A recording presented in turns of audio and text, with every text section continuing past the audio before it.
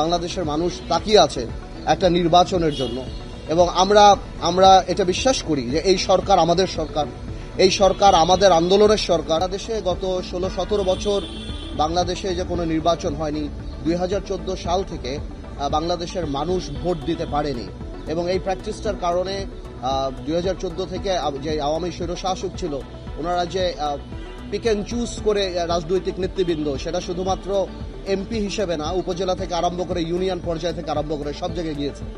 তো সেই প্র্যাকটিসটাই যাতে না থাকে, এখনো যে মানুষের একটা আকাঙ্ক্ষা যে নির্বাচিত জনপ্রতিনিধিদের মাধ্যমে তাদের প্রবলেম সলভ হবে, তাদের যত সমস্যা আছে তার সমাধান হবে, সেটা আমরা উপলব্ধি করি এবং বাংলাদেশের মানুষ তাকিয়ে আছে একটা নির্বাচনের জন্য এবং আমরা এটা বিশ্বাস করি যে এই সরকার আমাদের সরকার, এই সরকার আমাদের আন্দোলনের সরকার, এই সরকার ছাত্র জনতার আন্দোলনের সরকার এবং কিন্তু এই সরকার জনগণের সরকার, কিন্তু জনগণের দ্বারা ভোট দ্বারা নির্বাচিত সরকার না। আমরা সবসময় চাই, এই সরকারের পাশে আমরা ছিলাম, আমরা আগামীতেও থাকব এবং আমরা 7ই আগস্ট থেকে আরম্ভ করে আজকে পর্যন্ত প্রত্যেক জায়গায় বলে আসছি যে আপনারা একটা নির্বাচনী রোড ম্যাপ দিন। নির্বাচন অত্যন্ত গুরুত্বপূর্ণ। নির্বাচন ছাড়া আপনারা যে সংস্কারের কথা বলছেন, সংস্কার একটা চলমান প্রক্রিয়া, আমরাও সংস্কারের পক্ষে।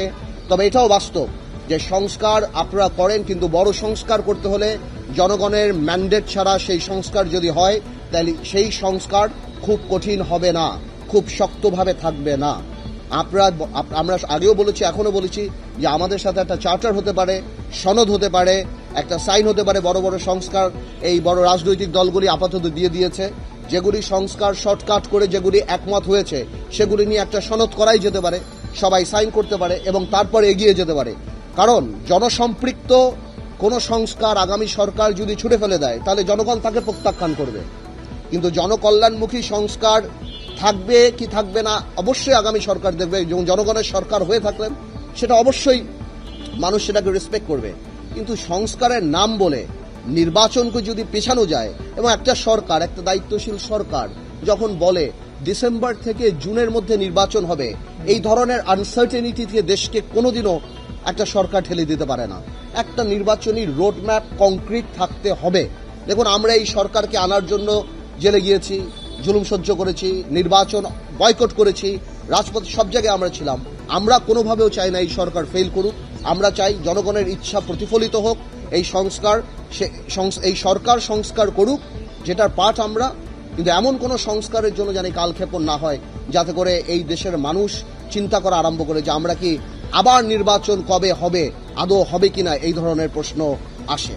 তো আপাতত আমরা সেই আলাপই করেছি এবং আমরা ধন্যবাদ জানাই, বিএনপিও আমাদের সাথে একমত হয়েছে এবং আমি শিওর অন্যান্য রাজনৈতিক দলে আমাদের সাথে একমত হয়েছে। ডিসেম্বর আগে তো অবশ্যই নির্বাচন করা সম্ভব, বিকজ মেজর পলিটিক্যাল পার্টিগুলি যে সংস্কারগুলি দিয়ে দিয়েছে, ওনারা শুধু এগুলি কাটশট করে তারা বলে দিবে যে কোন কোন ব্যাপারে ওনারা একমত হয়েছে। আর যেগুলিতে একমত হয়নি সেগুলি তো আর নেগোসিয়েশন করার সুযোগ নাই। সেগুলি যদি জনসম্মুখে বললেই পারে, যদি জনকল্যাণমুখী কোনো সংস্কারে আমরা একমত না হই তাহলে সেটা তো জনগণ আমাদেরকে প্রত্যাখ্যান করবে। কিন্তু তার মানে তো এই না যে প্রত্যেকটা পিন পয়েন্ট ধরে আপনি যদি এরকম পারপিচুয়াল টাইম নিয়ে যাবেন যে সংস্কার কবে হবে, এবং জাতি এরকম একটা আনসার্টেনিটি থাকবে, রাজনীতি আনসার্টেনিটি থাকবে, দেশের ইকোনমি আনসার্টেনিটি থাকবে। আজকে বড় বড় ইন্ডাস্ট্রি থেকে আরম্ভ করে কলকারখানা, মানুষ কেউ ইনভেস্ট করতে যাচ্ছে না, এই চিন্তা করে ইলেকশনের পরে হবে, ইলেকশনের পরে করব, স্টেবল গভর্নমেন্ট লিখি। বৈদেশিক যারা আমাদের বন্ধু বান্ধব বা অন্যান্য দেশ আছে তারাও পর্যন্ত এই সরকারকে ওই সিরিয়াসলি তারা নিবে না, বিকজ আপনার টার্ম কতখানি সেটার উপর নির্ভর করে যে লং টার্ম আপনার কি হবে। তা আমার মনে হয় যে এই কালক্ষেপণ এখন না করে নির্বাচনী রোড ম্যাপটা এখন জনগণের দাবি। আমার মনে হয় সেটাতেই কনসেন্ট্রেট করা উচিত এই সরকারের। এটা তো একটা মহল তো চাবে এটাকে ঘোলাটে করার জন্য, যেটা আমি আগে বললাম যে এখানে যদি কোনো দ্বিমত হয় সেটা তো গভর্নমেন্টের, এটা তো জনগণের ম্যান্ডেটের উপর নির্ভর করবে। আপনার তো কোনো সুযোগ নাই আপনি কাউকে বাদ দিয়ে সংস্কারটা করার। দ্বিমত তো থাকতেই পারে, প্রত্যেকটা রাজনৈতিক দল তার নিজস্ব মতামত থাকতে পারে, বাট আমাদের কথা হলো যেই সংস্কারগুলো সবাই একমত হয়েছে এবং বাকিগুলি যেগুলিতে একটা ন্যাশনাল সনদ নিয়ে বা একটা চার্টার করে নির্বাচনমুখী হয়ে গেলেই হয়। আপনি 50টা রাজনৈতিক দল 50টা ব্যাপারে অনেক কিছু অপিনিয়ন থাকতে পারে, তার উপরে ভিত্তি করে একমত হব ওই চিন্তা করে আপনি তো আর এই নির্বাচনকে পিছিয়ে নিতে পারেন না, বা আপনি এটাকে একটা ঘোলাটে